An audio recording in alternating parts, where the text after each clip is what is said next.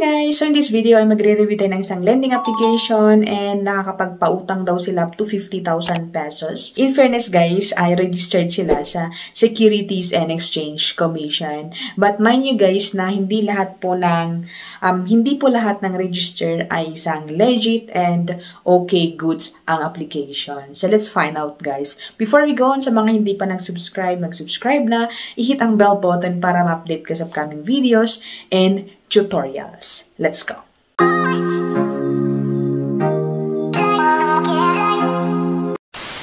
Welcome and welcome back to my channel. So in this video guys is magre-review na naman tayo ng isang lending application na napagpapautang daw up to 50,000 pesos. Ayan.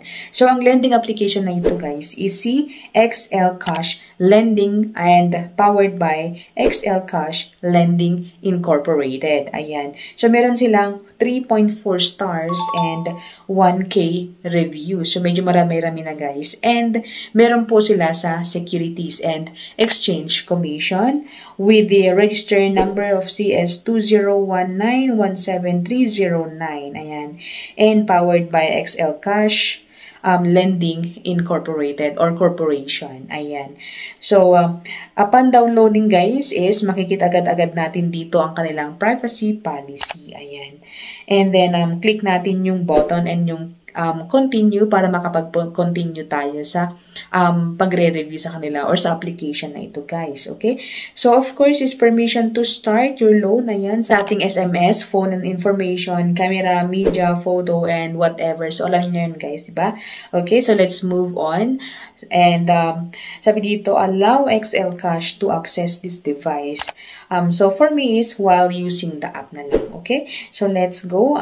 Next thing is yung dashboard na nila guys. Ayan. So, loan amount, repayment, term 180 days to 365 days. Ayan. So, ang pwede daw ma-loan dito, maximum pag first time is up to 3,000 pesos. Ayan. And get the loan in 5 minutes. Ayan. So, tap natin yung apply. So, magtatanong sila ng ating phone number kasi magsasend sila ng OTP, ayan, on code, and then enter natin dito, and then log in na. Okay? So, syempre, mag-ask din sila ng ating mga information. So, like ang ating basic information, permanent address, ayan, educational attainment, guarantor, ayan. So, meron silang pag-guarantor, guys. Ayan. Siguro yung mga contact reference.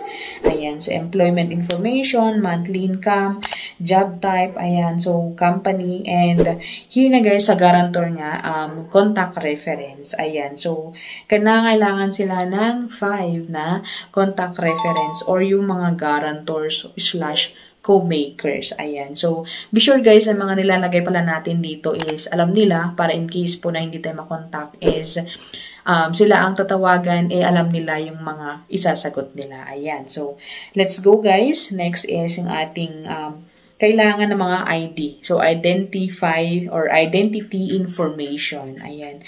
So, ang ID na pwede sa kanila is driver's license, passport ID ng PRC ID, ayan, SSS ID, and ang ating UMID ID, TIN ID, and yung voters ID. Ayan. So, of course, is may pa-selfie na naman dito and yung pa-picture sa ID natin. So, in here, ilalagay natin dito yung ating full name, date of birth, gender, ayan. And after which, guys, is approved na amount na agad-agad. Ayan. So, ang approved amount is 1,500. Kasi nga, first time po tayo. So, expected guys na mababa po yung ating approved amount. So, 1,500. Ayan.